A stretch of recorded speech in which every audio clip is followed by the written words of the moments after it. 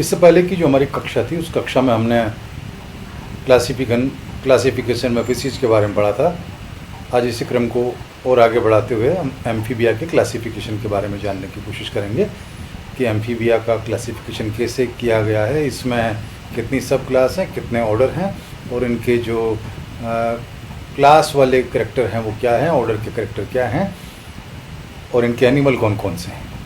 उससे पहले हमें ये जानना पड़ेगा कि विकास के प्रक्रम में एम्फीबिया की स्थिति कहाँ है और क्यों है।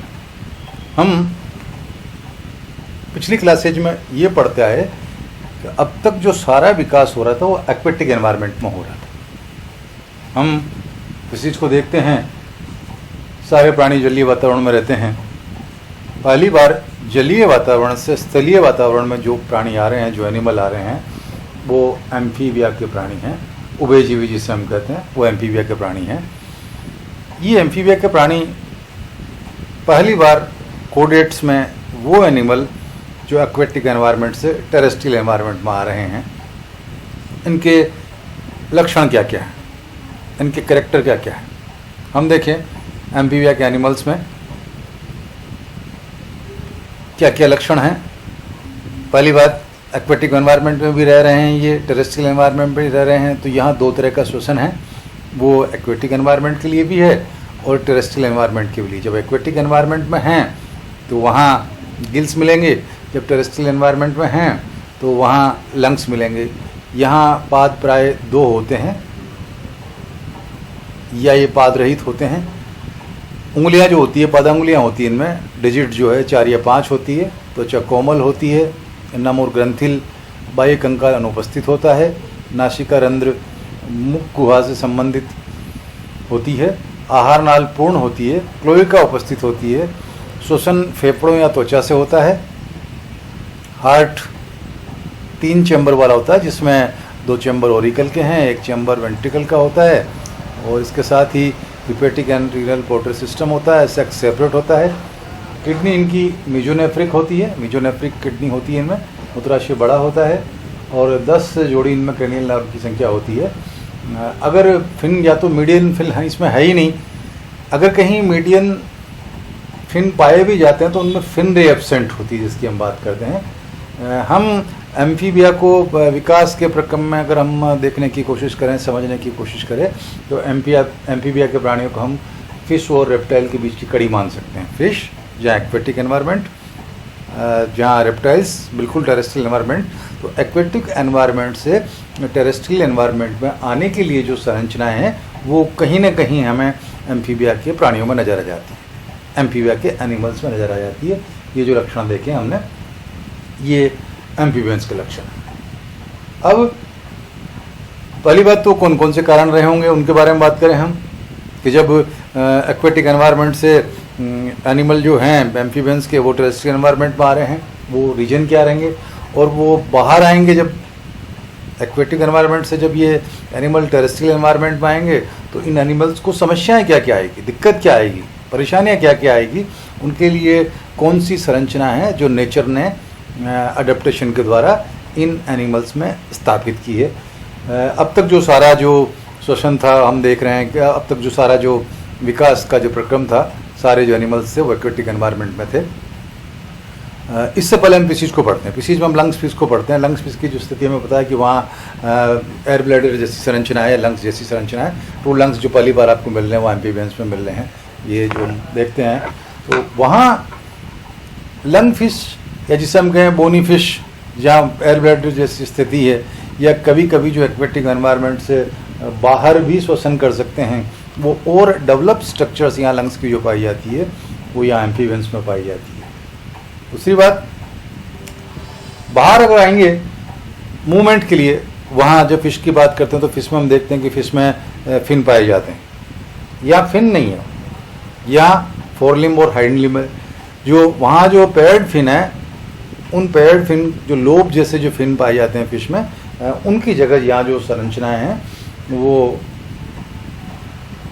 फोरलिम्ब और हाइंड लिम्ब होती है, जिसकी सहायता से ये एनिमल टेरेस्ट्रियल एनवायरनमेंट में गति करते हैं। कंकाल जो है उसमें जो स्केलेटन है उसमें चेंज ये हुआ कि जो पेक्टोरल गर्डल है वो इसकी सिर से अलग हो गई है, पेल्विक गर्डल है उसकी जो वो वर्टिबल कॉलम से अटैच्ड हो गई है। दूसरी बात इनके मूवमेंट में, क्योंकि अब तक ये सारे जो एनिमल थे वो एक्वेटिक एनवायरनमेंट में थे, एक्वेटिक एनवायरनमेंट से ये जो एनिमल हैं टेरेस्ट्रियल एनवायरनमेंट में आ रहे हैं, तो टेरेस्ट्रियल एनवायरनमेंट में इनको चलने के लिए भूमि से ऊपर चलना पड़ेगा, भूमि से ऊपर चलना पड़ेगा।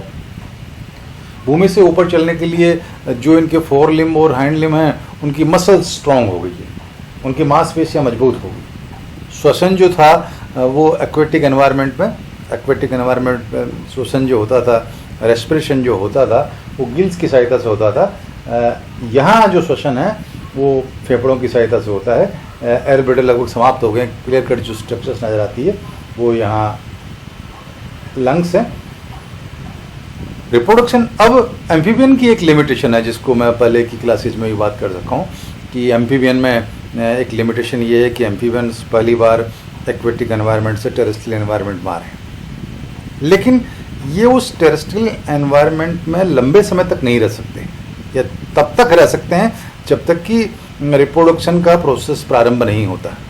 इनको रिप्रोडक्शन करने के लिए वापस एक्वेटिक एनवायरनमेंट में आना ही पड़ता है, क्योंकि इनके अंडे जो हैं वो जलीय वातावरण में दिए जाते हैं, अंडे जो हैं जलीय वातावरण में दिए जाते हैं, इसलिए इनको टेरेस्ट्रियल एनवायरनमेंट से, जिसकी बात करते हैं हम, वापस एक्वेटिक एनवायरनमेंट में आना पड़ता है। यानी पानी से अगर दूर भी चले गए तो बहुत ज़्यादा दूर नहीं जा सकते, इनको प्रजनन के लिए जलीय वातावरण में आना ही पड़ता है। तो एक लिमिटेशन हो गई है, उस लिमिटेशन को नेचर किस तरीके से तोड़ती है, कौन सी संरचनाएं डेवलप करती है जिसके कारण इन एम्फीबियंस को वापस जलीय वातावरण में नहीं आना पड़े, उन संरचनाओं के बारे में जब हम रेप्टाइल का क्लासिफिकेशन पढ़ेंगे उसके बारे में बात करेंगे। अभी सिर्फ हम इतना जान लें कि एम्फीबियन के प्राणी वो प्राणी हैं जो पहली बार कोर्डेट्स में जलीय वातावरण से स्थलीय वातावरण की तरफ गमन कर रहे हैं। जलीय वातावरण से जो स्थलीय वातावरण में आते हैं, इनके जो लक्षण हैं, एम्फीबिया के जो कैरेक्टर हैं, वो मैंने बात की कि ये रियल भी हो सकते हैं, जलीय श्वसन दोनों कर सकते हैं, पाद दो है या पाद रहित है, कुछ ऐसे सब क्लासेज हैं जिनमें नहीं है, जिनमें है या तो फुट प्रेजेंट है या एब्सेंट है, जिनकी हम बात करेंगे। जो डिजिट्स होती है 4 या 5 होती है, इसकी स्किन जो होती है वो सॉफ्ट होती है, नम और ग्रंथिल होती है। बाह्य कंकाल जो होता है इनमें एब्सेंट होता है, नासिका रंध्र मुख गुहा से संबंधित होता है। आहार नाल, कंप्लीट आहार नाल पाई जाती है, क्लोएका यहाँ उपस्थित होती है। श्वसन फेफड़ों या त्वचा से होता है।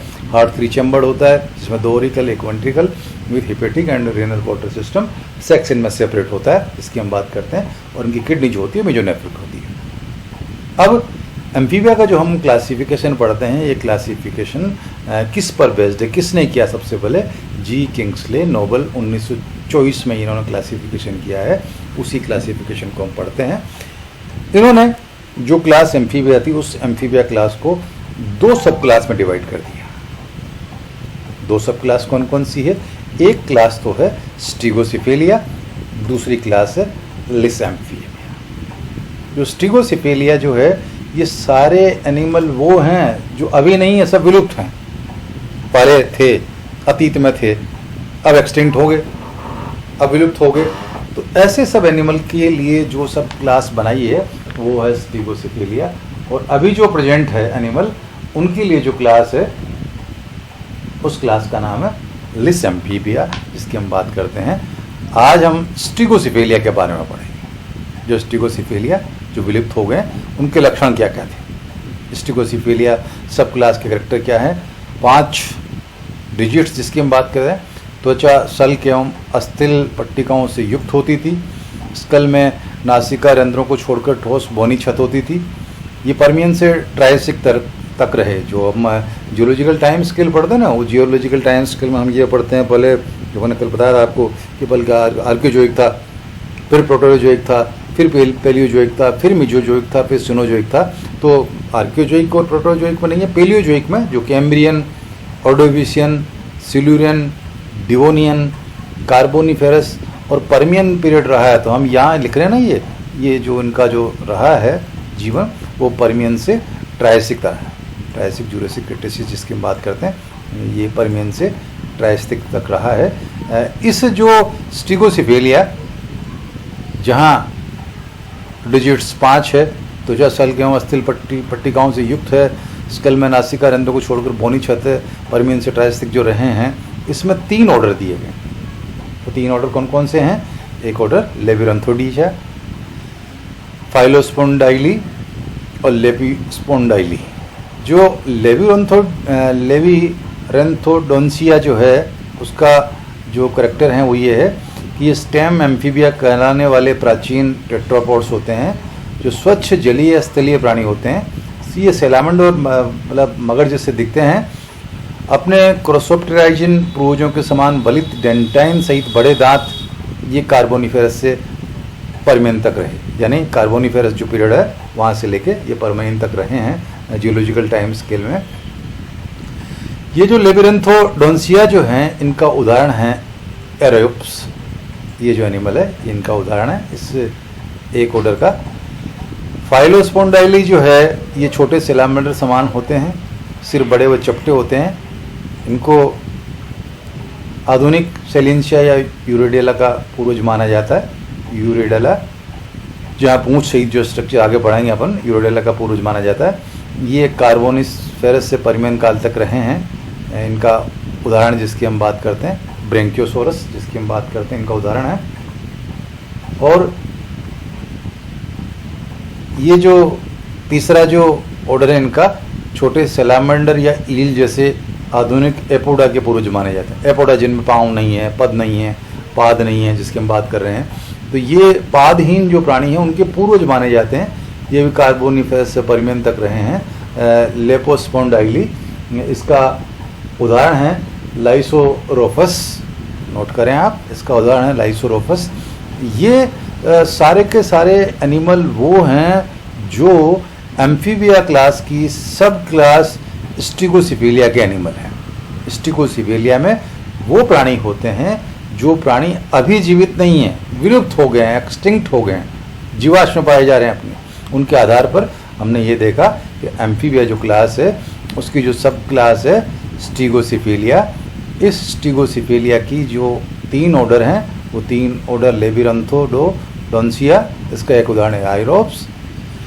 फाइलोस्पोंडाइली इसका उदाहरण है ब्रेंकियोसोरस। लेपोस्पोंडाइली इसका उदाहरण है लाइसोरोफस। ये इनके कैरेक्टर हैं और ये इनके एनिमल्स हैं। आज हमने जो पढ़ा है उस क्लास हमने बताया ना कि ये जो एम्फीबिया का जो क्लासिफिकेशन है, ये एम्फीबिया का क्लासिफिकेशन जी किंग्सले नोबल ने दिया है।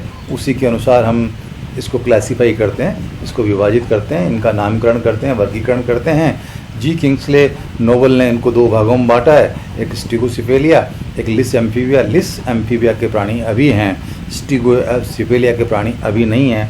हमने आज स्टिगोसिफेलिया के प्राणी पढ़े हैं कि स्टिगोसिफेलिया के कैरेक्टर्स क्या क्या हैं और उनके एनिमल कौन कौन से होते हैं। आगे अपनी आने वाली जो क्लास होती है उस क्लास में हम एम्फीबिया के दूसरी सब क्लास को, क्लास जो एम्फीबिया है इसकी दूसरी सब क्लास लिस एम्फीबिया के लक्षण और उनके कैरेक्टर के बारे में जानेंगे। आज की क्लास में हमने एम्फीबिया की सब क्लास स्टिगोसिफेलिया जो कि अब विलुप्त है उनके बारे में जाना है। लिस एम्फीबिया के बारे में हम अगली क्लास में जानेंगे।